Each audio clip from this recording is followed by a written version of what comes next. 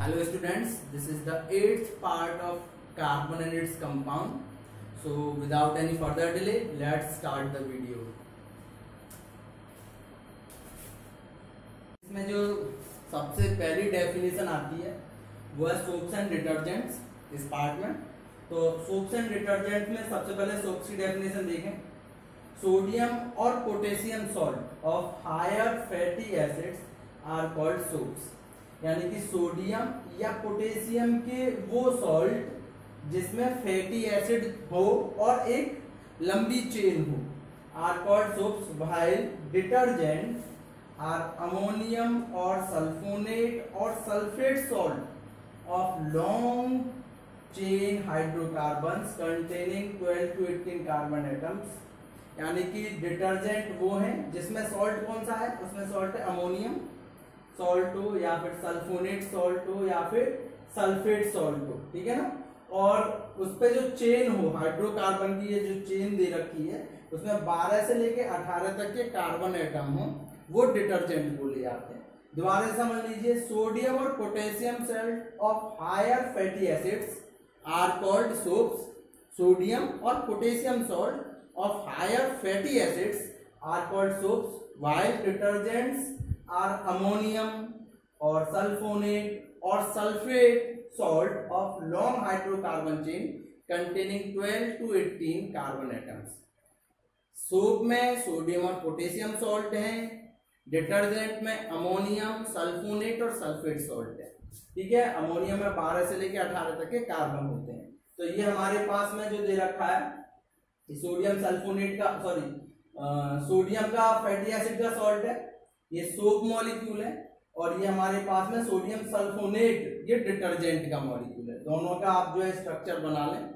उसके अलावा सोपलेस सोप क्या होता है, synthetic detergent are also called soapless soap because they have cleaning action like that of soap but chemically they are not soap. यानी कि synthetic detergent एक सोपलेस soap बोला जाता है क्योंकि ये इसका केमिकली काम तो वही है जो सोप का काम होता है, लेकिन ये जो है सोप का मॉलिक्यूल नहीं होता। Cleaning action like that of soap but chemically they are not soap. लेकिन केमिकली ये सोप नहीं है, सफाई करने में सोप की तरह बिहेव करते हैं लेकिन केमिकली ये सोप नहीं होते, उसे हम बोलते हैं सोप लेस सोप, ठीक है ना।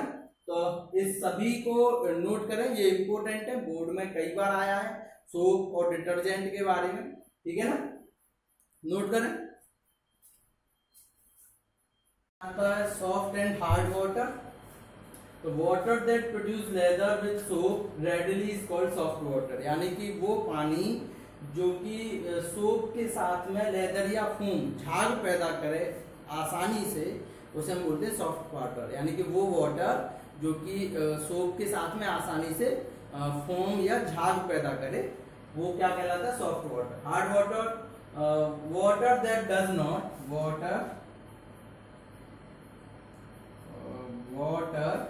that does not produce leather with soap readily is called hard water। और वो वाटर जो कि सोप के साथ में झाग पैदा नहीं करता है, लेदर पैदा नहीं करता है, वो होता है हार्ड वाटर। आपने देखा होगा कि किसी नल में जो इस तरह का पानी आता है कि जैसे आप साबुन से हाथ धो तो साबुन झाग पैदा नहीं करता है, तो वो वाटर जो है हार्ड वाटर बोला जाता है। अब हार्ड वाटर बनता कैसे या क्यों पाया जाता है, उसका क्या कारण है, उसके लिए देखें कि cause of hardness of water, किस कारण से वाटर को हार्डनेस मिलती है।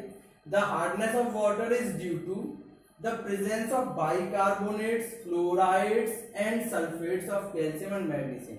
यानी कि पानी के अंदर, वाटर के अंदर बाइकार्बोनेट्स, फ्लोराइड और सल्फेट, कैल्शियम और मैग्नीशियम की इंप्योरिटीज पाई जाए, यानी कि कैल्शियम बाइकार्बोनेट पाया जाए या कैल्शियम क्लोराइड पाया जाए या कैल्शियम सल्फेट पाया जाए, या फिर मैग्नीशियम बाइकार्बोनेट हो, मैग्नीशियम क्लोराइड हो या मैग्नीशियम सल्फेट हो। यानी कि मैग्नीशियम और क्लोराइड के बाइकार्बोनेट्स, सल्फेट्स, अगर ये इम्प्योरिटीज हैं उसमें पानी में, तो वो हार्ड वाटर बोला जाएगा, ठीक है ना।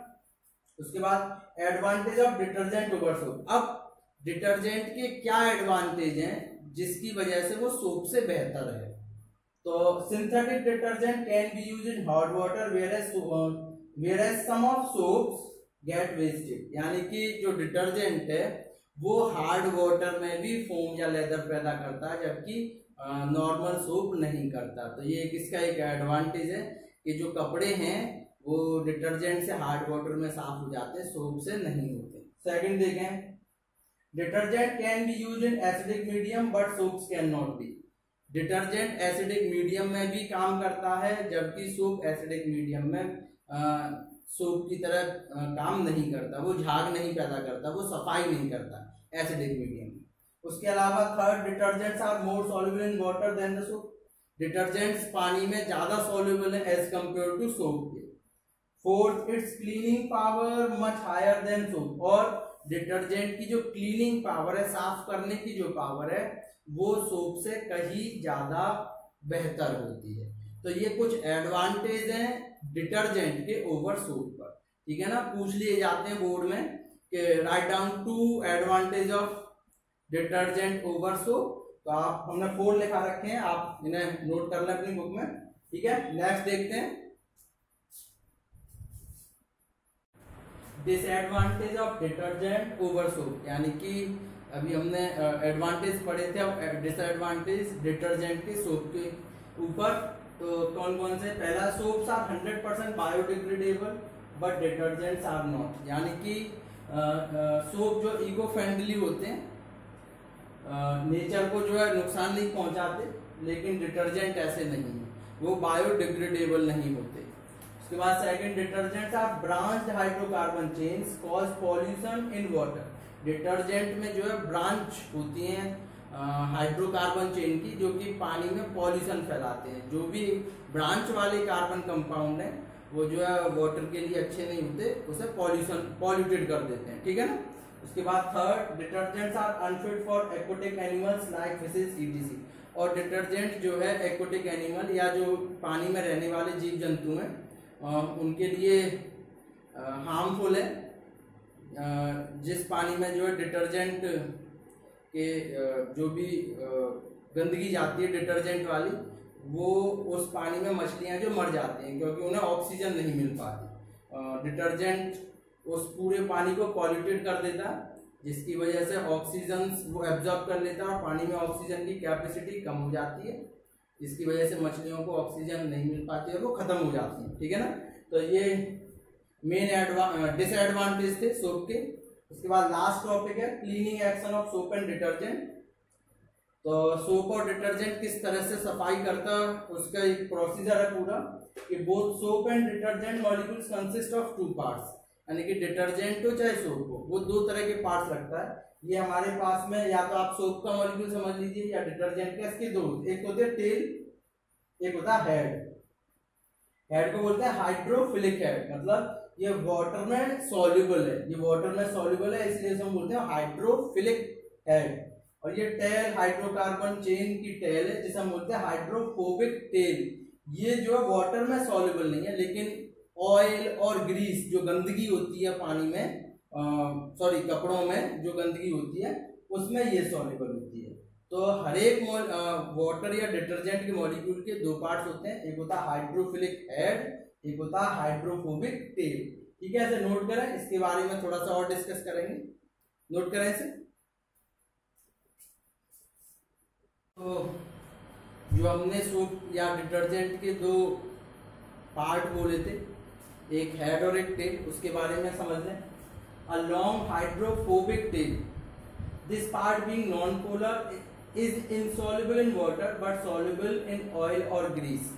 यानी कि ये वाला पार्ट नॉन पोलर होता है, जो कि पानी में डिसॉल्व नहीं होता, लेकिन ऑयल, ग्रीस या डस्ट में ये जो है डिसॉल्व होता है। ये टेल है, इसे बोलते हैं हाइड्रोफोबिक, यानी कि पानी में ना डिसॉल्व होने वाली टेल। उसके बाद होता है hydrophilic head, this part being consist of a carboxylate ion और सल्फोनेट्स और sulphates, this part being polar and soluble in water. तो जो हेड है उस पर आयन की फॉर्म होते हैं, कार्बोनेट आयंस होते हैं, sodium carbonate, potassium carbonate ions, या फिर सल्फोनेट्स और सल्फेट्स होते हैं। ये पार्ट जो है पोलर होता है क्योंकि इस पे चार्ज होता है और ये वाटर में सॉल्युबल भी है। तो क्लीनिंग एक्शन ऑफ वाटर में जब ये सोप मॉलिक्यूल हैं, जब ये पानी में डाले जाते हैं तो ये टेल जो है, ये वाली जो टेल है वो तो रिएक्शन करती है किससे, ऑयल और ग्रीस यानी कि जो क्लॉथ में जो डस्ट पार्टिकल है उनके साथ रिएक्शन करती है और डस्ट पार्टिकल्स की जो उनके साथ रिएक्शन करके प्रेसिपिटेट की फॉर्म में जो है वो वहां से उसे हटाती है गंदगी को। जबकि ये टेल जो है ये वाटर में डिजोल्व हो जाते हैं, वाटर में डिजोल्व होने के बाद में ये झाग और उससे जो है रिएक्शन कराते हैं। तो इसका ये भी दे रखा है कि वाटर मॉलिक्यूल्स के सराउंडिंग ये कुछ इस तरह से रिएक्शन करते हैं कि वाटर मॉलिक्यूल्स में ये हेड तो वाटर मॉलिक्यूल्स के साथ रिएक्शन करता है और ये टेल जो है डस्ट पार्टिकल्स के साथ रिएक्शन करती है।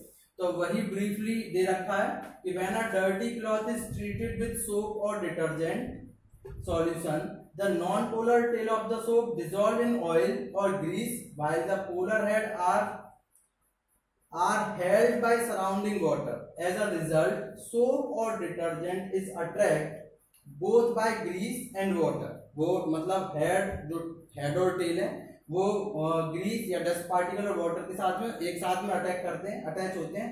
When the surface of cloth is mechanically scrubbed, और जब कपड़े के सरफेस को मैकेनिकली जैसे वॉशिंग मशीन में डाल दें या मैकेनिकली स्क्रब्ड और बीटन या फिर किसी रिगड़ दें या फिर उसे किसी भी डंडे वंडे से उसे जो है पीट दें, बीटन मतलब पीट दें, the dirt particles are remove. तो वो डर्ट पार्टिकल्स जो कि इस हेड ने उनके साथ में रिएक्शन करी थी वो अलग हो जाते हैं and the cloth is clean, और जो कपड़ा है वो बिल्कुल साफ हो जाता है। यही है क्लीनिंग एक्शन ऑफ सोप और डिटर्जेंट। तो आज जो है आपकी इस पूरे चैप्टर की थ्योरी कंप्लीट होती है। नेक्स्ट वीडियो में इसके टेक्स्ट क्वेश्चंस कराएंगे। इसे आप लिख कर याद करें इस चैप्टर को, क्योंकि बहुत ही इंपॉर्टेंट चैप्टर है ये। बोर्ड के हिसाब से भी आपके 10th के लिए भी है, 11th के लिए भी और 12th के लिए भी है। तो वेरी इंपॉर्टेंट चैप्टर, मेहनत करें इस चैप्टर पर और लिख के याद करेंगे तो ज़्यादा बेहतर है, क्योंकि अच्छी तरह से याद होता है। तो तब तक के लिए गुड बाय।